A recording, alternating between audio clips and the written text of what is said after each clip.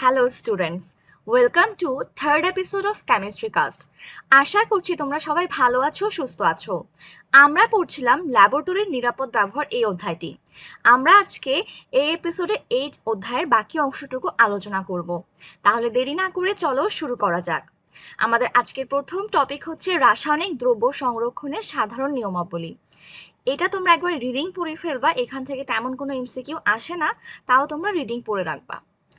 এখন আমরা কেমিস্ট্রি ল্যাবে ব্যবহৃত কিছু রাসায়নিক দ্রব্য এবং এদের হ্যাজার্ড সিম্বল নিয়ে আলোচনা করব। যেমন শুরুতেই অ্যাসিড। আমরা সবাই জানি আমরা ল্যাবে বিভিন্ন ধরনের অ্যাসিড ব্যবহার করি, তাই না? যেমন গাঢ় হাইড্রোক্লোরিক অ্যাসিড, গাঢ় সালফিউরিক অ্যাসিড, গাঢ় নাইট্রিক অ্যাসিড, গাঢ় ফসফরিক অ্যাসিড, গাঢ় অ্যাসিটিক অ্যাসিড আর ক্রোমিক অ্যাসিডের মিশ্রণ। সেটা কি? পটাশিয়াম ডাইক্রোমেট ও গাঢ় সালফিউরিক অ্যাসিড। ঠিক আছে, এই অ্যাসিডগুলো আমরা ল্যাবে সাধারণত ব্যবহার করে থাকি। এখন এই যে অ্যাসিডগুলো, এগুলো তো ক্ষতিকর, তাই না? তাহলে এগুলোকে আমরা কি হ্যাজার্ড সিম্বল দ্বারা প্রকাশ করব? দেখো, প্রত্যেকটা গাঢ় অ্যাসিড কম বেশি দেহ ত্বক অর্থাৎ আমাদের স্কিনের কি করে? ক্ষয় করে, এবং এটা কাঠের জন্য ক্ষয়কারক। তাই এদেরকে আমরা কি ধরনের হ্যাজার্ড সিম্বল দ্বারা প্রকাশ করতে পারি? ক্ষয়কারক বা করোসিভ প্রতীক, যেটা কি সি দ্বারা প্রকাশ করা হয়। এছাড়াও এটা কি করে? এদের জলীয় দ্রবণ মাটি আর পানির পিএইচ এর মান দ্রুত হ্রাস করে। দেখো, পিএইচ 2.5 এর নিচে চলে আসে, তাহলে এটা অবশ্যই পরিবেশ দূষক। সেটা কি? এনভায়রনমেন্টালি টক্সিক, এবং এটাকে আমরা এন প্রতীক দ্বারা প্রকাশ করে থাকি। ঠিক আছে, এই যে দেখো হ্যাজার্ড সিম্বল সি আর এন। তাহলে তোমার এক্সামে কিন্তু আসতে পারে যে কেমিস্ট্রি ল্যাবে আমরা অ্যাসিডকে কোন কোন হ্যাজার্ড সিম্বল দ্বারা প্রকাশ করি? সি, যেটা কি করোসিভ, আর এন মানে এনভায়রনমেন্টালি টক্সিক। ঠিক আছে, এখন এই অ্যাসিডগুলো আমরা কিভাবে সংরক্ষণ করতে পারি? আমরা অ্যাসিড রোধী স্ল্যাবের ওপরে রাখতে পারি, অথবা অ্যাসিড ক্যাবিনেট, অথবা ক্ষয়রোধী কনক্রিট ফ্লোরে রাখতে পারি। ঠিক আছে, তুমি যদি এটা একটা কাঠের কোনো ক্যাবিনেটে রাখো, কাঠটা কিন্তু ক্ষয় হয়ে পুড়ে যাবে। ঠিক আছে, তাহলে যে কোনো গাঢ় অ্যাসিডকে আমাদের একটা স্ল্যাবের উপর রাখতে হবে, অথবা অথবা অ্যাসিড ক্যাবিনেটে অথবা কোনো কনক্রিটের ফ্লোরে শুষ্ক এবং ঠান্ডা জায়গায় রাখতে হবে। তারপর দেখো, অ্যাসিড যেখানে তুমি সংরক্ষণ করবা ওইখানে কোনো ক্ষার জাতীয় বস্তু, যেমন সেটা হতে পারে সক্রিয় ধাতু সোডিয়াম পটাশিয়াম, অথবা ধাতব হাইড্রাইড যেমন sodium hydride, lithium aluminium hydride, এগুলোর আশেপাশে কিন্তু রাখা যাবে না। ঠিক আছে, তাহলে এই জিনিসগুলো কিন্তু তোমাদের ভালো মতো পড়ে ফেলতে হবে, এগুলো থেকে কিন্তু এমসিকিউ আসে। তারপর চলে আসি এখন ক্ষার। একটু আগে আমরা অ্যাসিড নিয়ে যা পড়লাম সেম টু সেম ক্ষারও সেই কথাগুলো লেখা আছে। দেখো, আমরা ল্যাবে কি কি ক্ষার ব্যবহার করি? Sodium hydroxide, potassium hydroxide, ammonium hydroxide, তারপর লিকার অ্যামোনিয়া ব্যবহার করি, ক্যালসিয়াম হাইড্রক্সাইড ব্যবহার করি। এগুলিও কম বেশি ক্ষয়কারক, এবং এদের জলীয় দ্রবণ পিএইচ এর মান কি করে? বাড়ায়। পিএইচ এর মান দেখো 10 এর বেশি করে ফেলে। তাহলে এদেরকেও আমরা সেম প্রতীক দ্বারাই প্রকাশ করব। একটা হচ্ছে ক্ষয়কারক বা করোসিভ, যেটা কি সি, আর পরিবেশ দূষক এনভায়রনমেন্টালি টক্সিক হচ্ছে এন। ঠিক আছে, সেম কিন্তু। এখন এদের সংরক্ষণ পদ্ধতিটা কিরকম? এই যে sodium hydroxide, potassium hydroxide, calcium hydroxide আর লিকার অ্যামোনিয়াকে আমরা কি করব? শেলফে ক্ষয়রোধী স্ল্যাবের ওপর রাখবো, অথবা ক্ষার ক্যাবিনেট, অথবা কোনো কনক্রিটের ফ্লোরে একটা শুষ্ক এবং ঠান্ডা জায়গায় রাখতে হবে। এবং যেখানে তুমি ক্ষার রাখবে সেখানে তুমি আশেপাশে কিন্তু কোনো অ্যাসিড রাখতে পারবে না। ঠিক আছে, এটা কিন্তু খুব স্ট্রিক্টলি মেনটেন করতে হবে। তারপর এইসব ক্ষারের পাশে কোনো জিঙ্ক, অ্যালুমিনিয়াম, টিন, লেড এগুলো রাখা যাবে না, কারণ এসব ধাতু সোডিয়াম হাইড্রক্সাইড আর পটাশিয়াম হাইড্রক্সাইডের সংস্পর্শে প্রবলভাবে বিক্রিয়া করে এক্সপ্লোসিভ বা বিস্ফোরণমুখী হাইড্রোজেন গ্যাস তৈরি করতে পারে। বোঝা গেছে? তাই এদের পাশে কখনোই এই ধাতুগুলো রাখা যাবে না। তারপর দেখো, এসব ক্ষারের সংস্পর্শে অ্যামোনিয়াম লবণ বা অ্যামোনিয়াম ক্লোরাইড রাখা যাবে না, কারণ উভয়ের বিক্রিয়ায় বিস্ফোরণমুখী অ্যামোনিয়া গ্যাস তৈরি হয়ে সেখানে আগুন ধরে যেতে পারে। তাহলে অবশ্যই সংরক্ষণ পদ্ধতিটা আমাদের ভালো মতো মাথায় রাখতে হবে।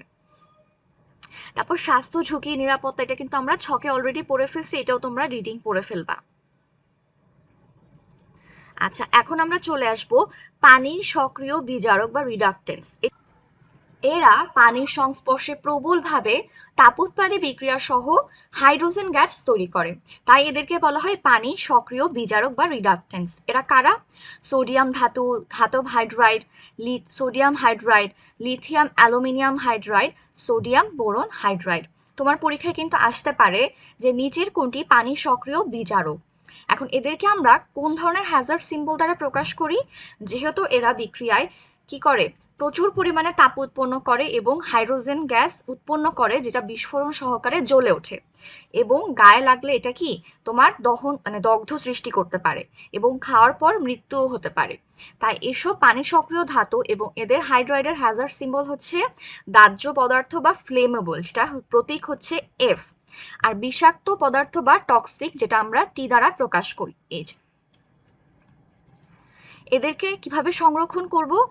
এর মধ্যে দেখো সোডিয়ামকে আমরা কেরোসিনে, আর sodium hydride, lithium aluminium hydride, sodium boron হাইড্রাইডকে আমরা নিষ্ক্রিয় পরিবেশে যেমন নাইট্রোজেন গ্যাসে, আর্গন গ্যাসে, শুষ্ক স্থানে এবং অবশ্যই অবশ্যই এদেরকে তাপ ও আগুন থেকে দূরে সংরক্ষণ করতে হবে। ঠিক আছে? বহুবার পরীক্ষায় আসছে যে সোডিয়ামকে আমরা কোথায় সংরক্ষণ করি? কেরোসিনে। মনে থাকবে সবার? আচ্ছা, এরপর চলে আসবো আমরা জারক পদার্থ বা অক্সিডেন্টস। দেখো কেমিস্ট্রি ল্যাবে আমরা 3 ধরনের জারক পদার্থ ব্যবহার করি: কঠিন, তরল, গ্যাসীয়। Very very important. কঠিনের মধ্যে কি কি আছে? Potassium permanganate, potassium dichromate, ferric chloride, copper sulphate, nitrate লবণ, হাইপোক্লোরাইট লবণ, আয়োডিন, পটাশিয়াম ফেরিসায়ানাইড ইত্যাদি। তরল জারক রূপে আছে আমাদের হাইড্রোজেন পারঅক্সাইড দ্রবণ আর ব্রোমিন দ্রবণ। আর গ্যাসীয় জারক হচ্ছে chlorine gas. Very very important, পরীক্ষায় আসতে পারে। সাপোজ তরল জারক রূপে নিচের কোনটা ব্যবহার করা হয়? Fluorine, chlorine, bromine, iodine. Answer কি হবে? ব্রোমিন দ্রবণ। বোঝা গেছে? এখান থেকে ভালো মতো উদাহরণ পড়তে হবে। এদের হ্যাজার্ড সিম্বল কি? যেহেতু এরা অক্সিডেন্ট, তাহলে এদের হ্যাজার্ড সিম্বল হবে ও, অর্থাৎ অক্সিডাইজিং এজেন্ট। ঠিক আছে? বৃত্তের ওপর আগুনের শিখা এবং এর প্রতীক হচ্ছে ও। এই ওটা দিয়ে আসলে কি বোঝায় জানো? এটা হচ্ছে জাইমান অক্সিজেন। ঠিক আছে? এটাই হচ্ছে মেইনলি জারক হিসেবে কাজ করে। তারপর দেখো পরিবেশ দূষক হিসেবেও কিন্তু এদেরকে প্রকাশ করা হয়। এরা এনভায়রনমেন্টালি টক্সিক হয়, এর জন্য এদেরকে এন দ্বারাও প্রকাশ করা হয়। আর এদেরকে আমরা সংরক্ষণ কিভাবে করব? নিরবিচ্ছিন্ন সিলিন্ডারে রাখতে হবে। কঠিন আর তরল জারক পদার্থকে যে কোনো ধরনের দাহ্য জৈব দ্রাবক থেকে পৃথকভাবে সংরক্ষণ করতে হবে। ঠিক আছে? তাহলে এতক্ষণ পর্যন্ত আমরা অনেকগুলো শিখেছি: অ্যাসিড, ক্ষার, তারপর বিজারক, জারক। এদের থেকে তুমি উদাহরণগুলো পড়বা, এদেরকে কি হ্যাজার্ড সিম্বল দ্বারা প্রকাশ করা হয় এবং এদেরকে কিভাবে সংরক্ষণ করা হয় সবকিছু তোমার জানতে হবে।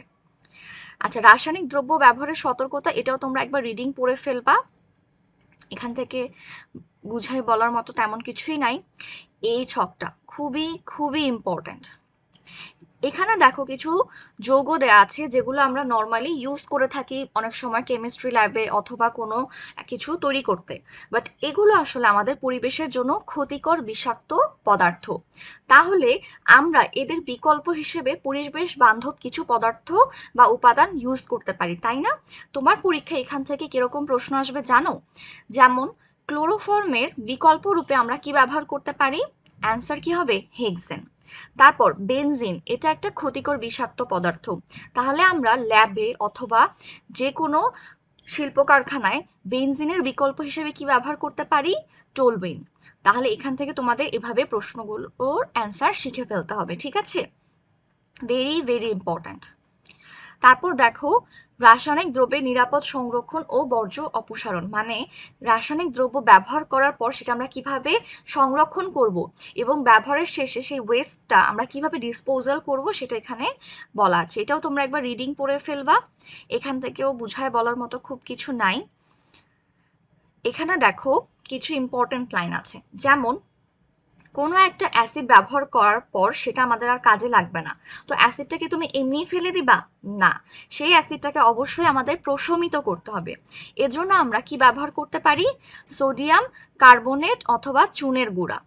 সোডিয়াম কার্বনেট অথবা চুনের গুঁড়া ব্যবহার করে আমরা অ্যাসিডটাকে প্রশমিত করব, তারপর সেটাকে আমরা ডিসপোজ করব। ঠিক আছে? তারপর দেখো সোডিয়াম ধাতু, sodium hydride, lithium aluminium hydride এগুলো তীব্র বিজারক, তাই না? এদেরকে নষ্ট করতে হলে আমাদের বিউটানল, মিথানল অথবা ইথানল ব্যবহার করতে হবে। তারপর যে অব্যবহৃত লিথিয়াম অ্যালুমিনিয়াম হাইড্রাইড আছে সেটাকে বিনষ্ট করতে আমরা জলীয় সোডিয়াম সালফেট, ম্যাগনেসিয়াম সালফেট দ্রবণ ব্যবহার করতে পারি। তাহলে তোমার পরীক্ষা এভাবে আসতে পারে যে সাপোজ লিথিয়াম অ্যালুমিনিয়াম হাইড্রাইডকে বিনষ্ট করতে কি ব্যবহার করা হয়? সোডিয়াম সালফেট অথবা ম্যাগনেসিয়াম সালফেট। এখান থেকে এইভাবে তোমরা পড়ে ফেলবা। আচ্ছা, এখন দেখো এখানে ল্যাবরেটরিতে ব্যবহৃত কিছু দ্রব্যের কথা বলা আছে। যেমন ল্যাবে আমরা কি কি অ্যাসিড, অজৈব অ্যাসিড ব্যবহার করি? Hydrochloric acid, nitric acid, sulphuric acid, তাই না? এগুলো কিন্তু আমরা অলরেডি পড়ে ফেলছি, এই নামগুলো তোমরা শিখে ফেলবা। তোমাদের পরীক্ষায় আসতে পারে যে ল্যাবে আমরা কি কি ধাতব লবণ ব্যবহার করি, বা ল্যাবে আমরা কি কি জৈব দ্রাবক ব্যবহার করি। খুবই খুব ইম্পর্ট্যান্ট। আচ্ছা দেখো, এই যে ল্যাবে আমরা বিভিন্ন ধরনের কেমিক্যালস ইউজ করছি, এগুলোর আমাদের পরিবেশের উপর কি প্রভাব ফেলে? যেমন ল্যাবে আমরা যে অ্যাসিড ব্যবহার করি বা ক্ষার ব্যবহার করি, এগুলো ড্রেনের পানির সাথে আমাদের নিকটস্থ জলাশয় ও মাটিতে মিশে যায়, তাই না? তখন এরা কি করে? মাটির বা পানির অম্লত্ব বা পিএইচ এর মানটা কি করে? হ্রাস বৃদ্ধি করে। যেমন মাটির অনুকূল পিএইচ কত? 7 থেকে 8। এটা যদি খুব বেশি হ্রাস বা বৃদ্ধি ঘটে তখন মাটিতে যে অণুজীবগুলো থাকে সেগুলো ধ্বংস হয়ে যায় এবং মাটির উর্বরতা নষ্ট হয়। যেমন দেখো, জলাশয়ে পানির পিএইচ এর মান যদি 3-এর নিচে নেমে যায় তখন সেখানে কোনো জলজ উদ্ভিদ বা মাছ বাঁচতে পারে না। Very very important. তারপর বিভিন্ন ভারী ধাতুর আয়ন যেমন লেড, মার্কারি, ক্যাডমিয়াম, ক্রোমিয়াম এগুলো দ্বারা যখন পানি দূষিত হয় তখন সেগুলো মাছের দেহে সঞ্চিত হয়, তারপর মাটি থেকে উদ্ভিদের দেহে শোষিত হয়। এগুলো পরে খাদ্য শৃঙ্খলের মাধ্যমে কিন্তু আমাদের দেহেও কি হয়? শোষিত হয়। তখন সেগুলো আমাদের স্নায়ুতন্ত্র, কিডনি, প্রজনন তন্ত্রে বিভিন্ন ধরনের রোগ এবং ক্যান্সার সৃষ্টি করতে পারে। এগুলো সবই হচ্ছে কার্সিনোজেন। তাহলে এই জায়গাটাও তোমরা একটু রিডিং পড়ে ফেলবা। আচ্ছা, এখন আসি আমরা পরিবেশ ও স্বাস্থ্যের ওপর ল্যাবরেটরিতে ব্যবহৃত বিভিন্ন রাসায়নিক দ্রব্যের প্রভাব। খুবই খুবই ইম্পর্টেন্ট। যেমন তোমাদের এখান থেকে কিরকম প্রশ্ন আসতে পারে আমি একটু যদি আলোচনা করে দিই তোমাদের সাথে।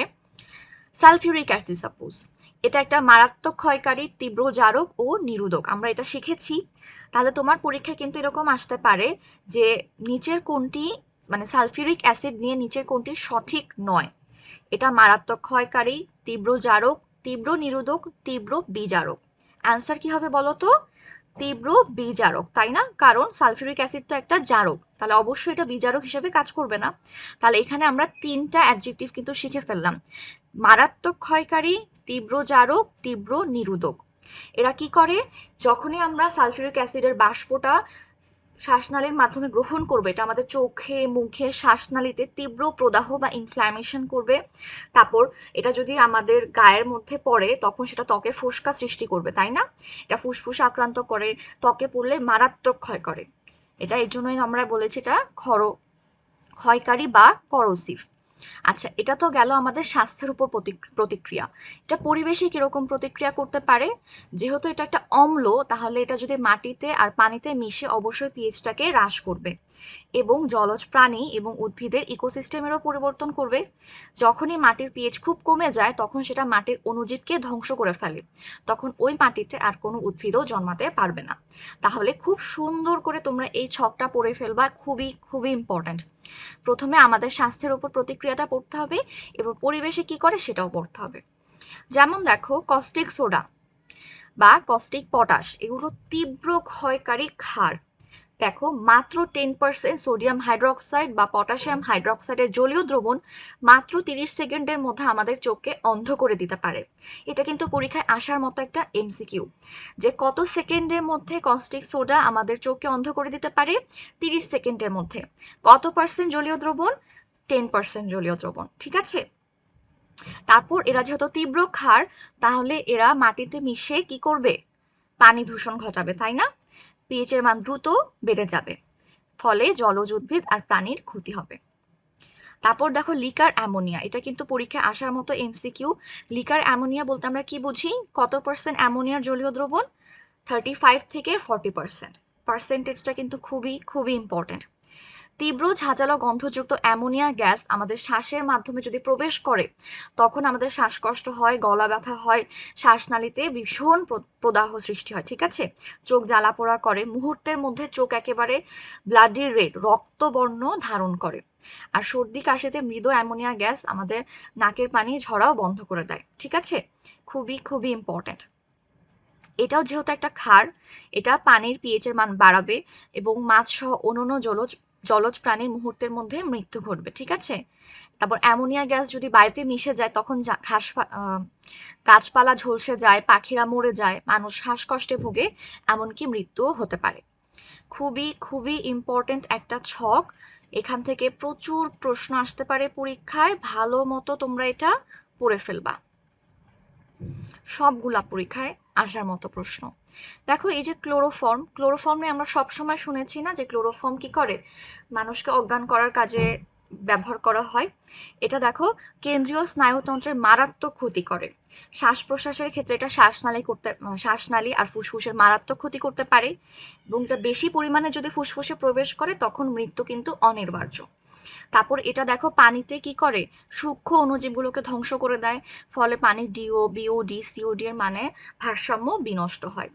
তারপর ফরমালিন বলতে আমরা কি বুঝি, এটা হচ্ছে মিথানলের 40% জলীয় দ্রবণ, এটা আমাদের কিডনিকে নষ্ট করে দিতে পারে, ক্যান্সার করতে পারে। ফরমালিন আমরা কোথায় ব্যবহার করি বলতো, পচন রোধক হিসেবে, তাই না? এটা ক্ষুদ্র প্রাণীকোষকে ধ্বংস করে, পরিবেশেরও ক্ষতি করে। তাহলে পুরো ছকটা ভালো মতো তোমরা পড়ে ফেলবা। এরপর আমরা চলে আসি, দেখো এখানে গাঢ় সালফিউরিক অ্যাসিড, তরল অ্যামোনিয়া, সোডিয়াম ধাতু, পটাশিয়াম ফেরোসায়ানাইড, এই যৌগগুলোর একটু ডিটেলসে বর্ণনা দেওয়া আছে। আমরা এতক্ষণ এগুলো অলরেডি শিখে ফেলেছি, যেমন গাঢ় সালফিউরিক অ্যাসিড একটা মারাত্মক ক্ষয়কারী, তীব্র জারণধর্মী অ্যাসিড আর তীব্র পানি শোষী বা নিরোধক পদার্থ, তাই না? এটা মানব দেহের ওপর কি প্রভাব ফেলে, পরিবেশের ওপর কি প্রভাব ফেলে, এগুলো আমরা অলরেডি ছকের মধ্যে আলোচনা করেছি। তোমরা এগুলো আবার এখান থেকেও রিডিং পড়ে ফেলবা, ছকটা পড়লেই তোমাদের পড়া ভালো মতো হয়ে যাবে, তারপর তোমরা এখান থেকে জাস্ট রিভাইজ করবা। তরল অ্যামোনিয়া, তারপর সোডিয়াম ধাতু, পটাশিয়াম ফেরোসায়ানাইড, ঠিক আছে? এগুলো তোমরা এখান থেকে রিডিং পড়ে ফেলবা। এই যে সবকিছু এখানে সুন্দর করে বর্ণনা করা আছে, এগুলা রিডিং পড়লেই তোমাদের ভালো মতো মাথায় ঢুকে যাবে। এগুলা কিন্তু তোমার এক্সামের জন্য খুবই খুবই ইম্পর্টেন্ট, বুঝছো? আচ্ছা, এখন আমরা এই চ্যাপ্টারের খুবই ইম্পর্টেন্ট একটা টপিক নিয়ে আলোচনা করব, সেটা হচ্ছে অ্যানালিটিক্যাল মেথডস, যেটা কি 3 ভাগে বিভক্ত: ম্যাক্রো বিশ্লেষণ, সেমি মাইক্রো বিশ্লেষণ আর মাইক্রো বিশ্লেষণ। যেহেতু এখানে 3টা নাম দেওয়া আছে তাহলে বুঝতেই পারছো ইজিলি এখানে আরো একটা অপশন অ্যাড করে এখানে একটা সুন্দর প্রশ্ন করে ফেলা সম্ভব, তাই না? পরীক্ষায় আসতেই পারে যে গুণগত বিশ্লেষণকে আমরা কয় ভাগে ভাগ করতে পারি, 2, 3, 4, 5 এভাবে প্রশ্ন আসতে পারে, বা এরকম প্রশ্ন আসতে পারে নিচের কোনটি গুণগত বিশ্লেষণের শ্রেণী নয়, ঠিক আছে? তাহলে অবশ্যই নামগুলো ভালো করে পড়ে ফেলতে হবে। তারপর দেখো ম্যাক্রো বিশ্লেষণে আমরা যে নমুনা পদার্থ ব্যবহার করি সেটার ভর কেমন হবে, আর আমরা কত আয়তনের দ্রবণ ব্যবহার করব, এটা খুবই ইম্পর্ট্যান্ট। প্রথমত ম্যাক্রো বিশ্লেষণ মানে বুঝতেই পারছি এখানে নমুনা পদার্থের একটু বেশি পরিমাণে আমরা ভরের এবং আয়তনের নমুনা পদার্থ নিব। যেমন এখানে নমুনা পদার্থের ভর হচ্ছে 0.5 গ্রাম থেকে 2 গ্রাম, আর দ্রবণের আয়তন হচ্ছে 20 থেকে 30 মিলিলিটার। এতে দ্রবণ সমূহের গড় আয়তন কত হয়, 25 মিলিলিটার। পরীক্ষায় আসতেই পারে এটা। তারপর সেমি মাইক্রো বিশ্লেষণে আমরা যে নমুনা পদার্থ নেই সেটার ভর হবে 0.05 গ্রাম থেকে 0.2 গ্রাম, অর্থাৎ 50 মিলিগ্রাম থেকে 200 মিলিগ্রাম কঠিন পদার্থ আমরা ব্যবহার করে থাকি, এবং এখানে দ্রবণের পরিমাণ হয় 2 থেকে 4 মিলিলিটার। আর মাইক্রো বিশ্লেষণে আমরা আরো কম পরিমাণে নমুনা পদার্থ ব্যবহার করি, মাত্র 5 মিলিগ্রাম থেকে 20 মিলিগ্রাম বা তারও কম হতে পারে। আর দ্রবণের আয়তন এখানে কত হয়, 0.2 থেকে 1 মিলিলিটার। তোমার পরীক্ষায় আসার মতো ইম্পর্টেন্ট প্রশ্ন। তারপর দেখো সেমি মাইক্রো বিশ্লেষণ পদ্ধতিকে আমরা সেন্টিগ্রাম পদ্ধতিও বলতে পারি, আবার মাইক্রো পদ্ধতিকে আমরা মিলিগ্রাম বিশ্লেষণ পদ্ধতিও বলতে পারি। তাহলে তোমার পরীক্ষায় কিন্তু মাইক্রো বিশ্লেষণ না দিয়ে মিলিগ্রাম বিশ্লেষণ পদ্ধতি দিয়েও প্রশ্ন আসতে পারে, তাহলে অবশ্যই আমাদের এটা জানতে হবে। তারপর দেখো ম্যাক্রো আর সেমি মাইক্রো বিশ্লেষণ পদ্ধতিতে আমরা কিছু বিকারক ব্যবহার করে থাকি। যেমন ম্যাক্রো বিশ্লেষণ পদ্ধতিতে কপার লবণ আর জিঙ্ক লবণের ক্ষারীয়মূলক শনাক্তকরণে কিপ যন্ত্রে আমরা হাইড্রোজেন সালফাইড গ্যাস ব্যবহার করি। অপরদিকে সেমি মাইক্রো বিশ্লেষণ পদ্ধতিতে কিপ যন্ত্রে হাইড্রোজেন সালফাইডের পরিবর্তে কি ব্যবহার করা হয়? থায়োঅ্যাসিটামাইড। এটা কিন্তু পরীক্ষায় আসার মতো প্রশ্ন এবং এটা পরীক্ষায় অলরেডি এসেছেও, যে সেমি মাইক্রো বিশ্লেষণ পদ্ধতিতে আমরা হাইড্রোজেন সালফাইডের পরিবর্তে কি ব্যবহার করে থাকি? থায়োঅ্যাসিটামাইড। তাহলে এগুলো কিন্তু ভালো মতো পড়তে হবে। এই যে দেখো, এখান থেকে তোমরা এই জিনিসগুলো একটু ভালো মতো রিডিং পড়ে ফেলবা, যে সেমি মাইক্রো পদ্ধতি ব্যবহার করা হয় কেন। কারণ এখানে কম পরিমাণ বিকারক লাগে, তাহলে অবশ্যই বিকারক কি অনেক মূল্যবান, অনেক দামি, তাই না? যেহেতু কম পরিমাণ বিকারক লাগছে, তাহলে এটা একটা সাশ্রয়ী পদ্ধতি। তারপর এখানে কম সময় লাগে, আর এখানে বিকারক হিসেবে আমরা বিষাক্ত হাইড্রোজেন সালফাইড গ্যাস ব্যবহার না করে এর পরিবর্তে কি ব্যবহার করি? থায়োঅ্যাসিটামাইড, যেটা পরিবেশ বান্ধব। তাহলে এগুলো একটুখানি আমরা পড়ে ফেলবো। তারপর দেখো, এই যে মাইক্রো পদ্ধতি, সেখানে আমরা বিশেষ কিছু যন্ত্রপাতি ব্যবহার করি, এটা তোমাদের পড়তে হবে। যেমন মাইক্রো কোনিক্যাল ফ্লাস্ক, মাইক্রো বিকার, মাইক্রো প্ল্যাটিনাম ক্রুসিবল। একটা জিনিস খেয়াল করে দেখো, এখানে বেশিরভাগ যন্ত্রপাতির নামের আগে কিন্তু মাইক্রো আছে, তাহলে আমাদের আর কষ্ট করে কিন্তু মুখস্থ করতে হচ্ছে না। তারপর দেখো, আমরা কিছু উচ্চ ক্ষমতা সম্পন্ন যন্ত্রপাতি ব্যবহার করি।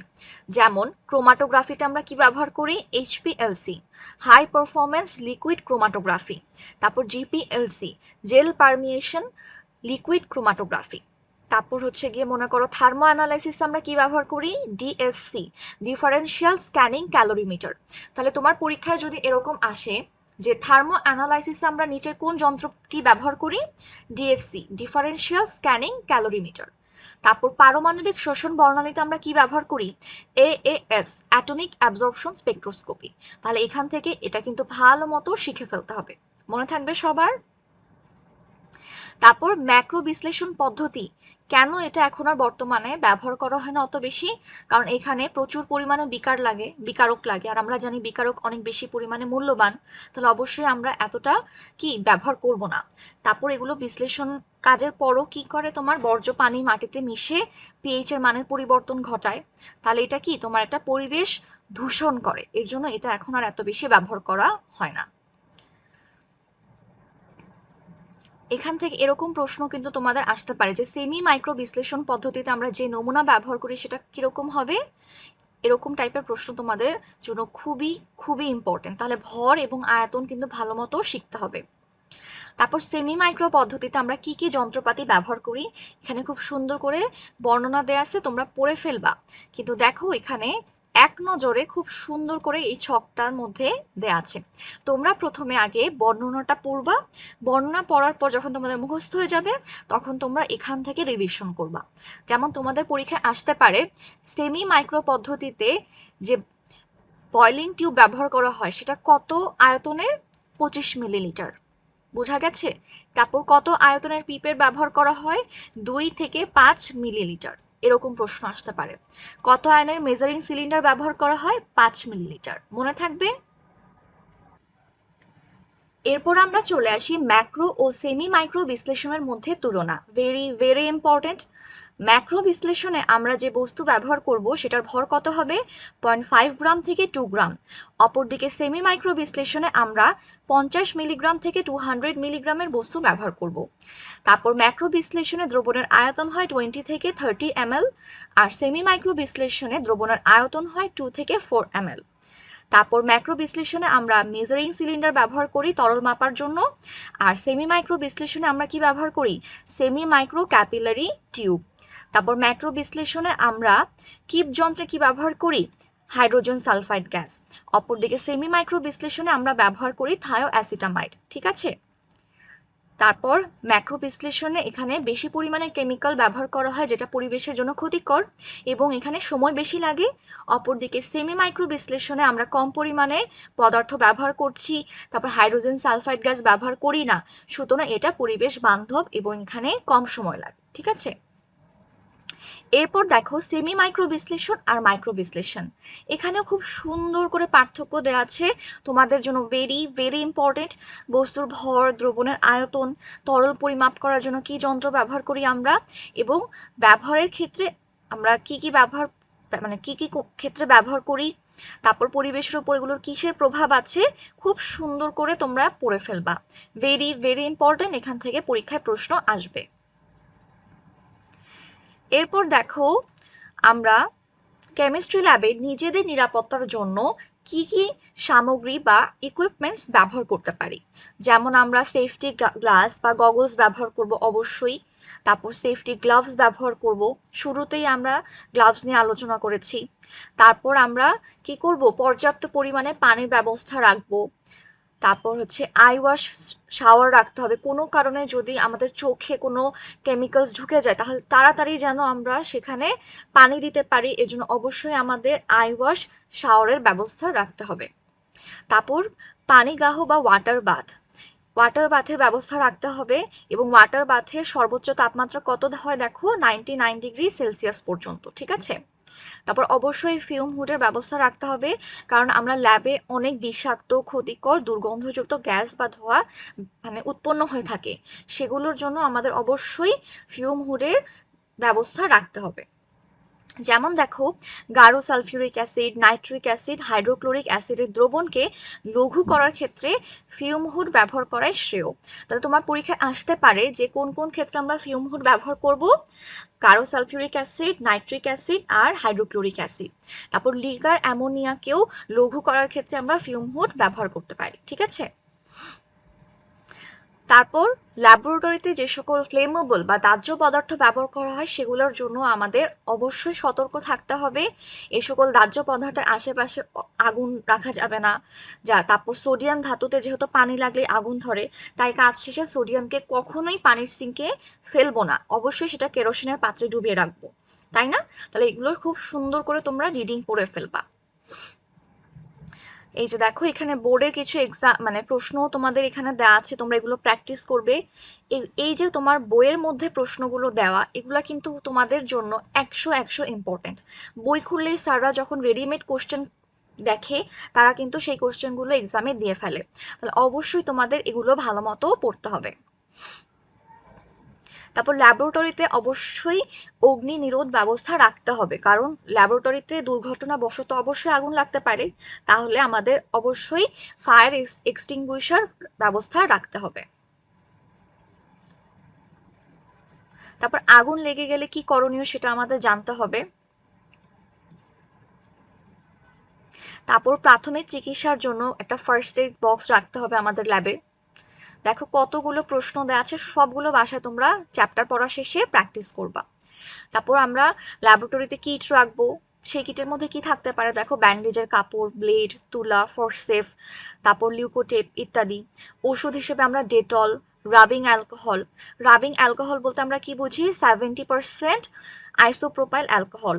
তারপর কোথাও যদি পুড়ে যায়, ঠিক আছে, বার্নাল ক্রিম রাখতে হবে, টিংচার আয়োডিন রাখতে হবে। তাহলে এবং ল্যাবরেটরি কিটটা আমরা এমন একটা জায়গায় রাখবো যাতে ইজিলি আমরা এটা খুঁজে পাই। তারপর দেখো টিংচার আয়োডিন প্রস্তুতি। টিংচার আয়োডিন বলতে আমরা কি বুঝি, 2 গ্রাম আয়োডিন গুঁড়া আর 3 গ্রাম পটাশিয়াম আয়োডাইডের মিশ্রণকে 50 মিলিলিটার ইথানল ও 45 মিলিলিটার ডিস্টিল ওয়াটারে দ্রবীভূত করলে 2% টিংচার আয়োডিন দ্রবণ তৈরি হয়। তাহলে টিংচার আয়োডিন কিভাবে তৈরি করে এটা আমরা শিখে ফেললাম। এটা কাটা ছেঁড়ায় জীবাণুনাশক হিসেবে ব্যবহার করা হয়। তারপর দেখো কোনো কারণে যদি দুর্ঘটনাবশত আমাদের হাতে অ্যাসিড লেগে যায় তখন কি করব আমরা, সাথে সাথে আমরা সেটা পানি দিয়ে ধুয়ে ফেলবো, এবং পরে মৃদু পরিষ্কারক রূপে 5% সোডিয়াম কার্বনেট দ্রবণ দিয়ে সেটা ভালোভাবে ধুয়ে ফেলতে হবে। শেষে ফার্স্ট এড বক্স থেকে অ্যান্টিসেপটিক বার্নাল ক্রিম বা বার্ন লোশন লাগাতে হবে, ঠিক আছে। তারপর যদি কোনো কারণে ক্ষার দ্রবণ আমাদের চোখে পড়ে তখন আমরা কি করব, প্রচুর পরিমাণে পানি দিয়ে চোখ ধুয়ে ফেলতে হবে। এরপর 5% বোরিক অ্যাসিড দ্রবণ দিতে হবে। ধোয়ার শেষে 15 মিনিটের মধ্যে অবশ্যই ডাক্তারের শরণাপন্ন হতে হবে। এই দুইটা কিন্তু তোমাদের জন্য ভেরি ভেরি ইম্পর্ট্যান্ট।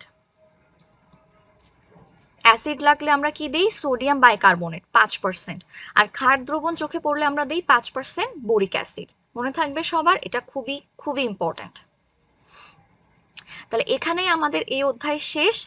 আশা করছি ল্যাবরেটরির নিরাপদ ব্যবহার একটু হলেও তোমাদেরকে সহজ করে বোঝাতে পেরেছি, এবং মেডিকেল অ্যাডমিশন টেস্টে কিরকম প্রশ্ন আসবে, কোত্থেকে প্রশ্ন আসবে, সেটা সুন্দর করে একটা শর্ট লিস্ট তোমাদের দিতে পেরেছি। এই অংশগুলো পড়লেই তোমাদের এই চ্যাপ্টারের খুব ভালো একটা প্রিপারেশন হবে, এবং তোমরা মেডিকেল অ্যাডমিশন টেস্টের যে কোনো প্রশ্নেরও অ্যান্সার করতে পারবে। খুব ভালো মতো এই এপিসোডগুলো করে ফেলবে এবং বাসায় খুব ভালো মতো পড়াশোনা করবে, এবং পড়াশোনা শেষ হলে অবশ্যই অবশ্যই তোমাদের এমসিকিউ প্র্যাকটিস করতে হবে। তাহলে সবাই ভালো থাকবে, সুস্থ থাকবে, আবার নেক্সট ভিডিওতে দেখা হবে। আল্লাহ হাফেজ সবাইকে।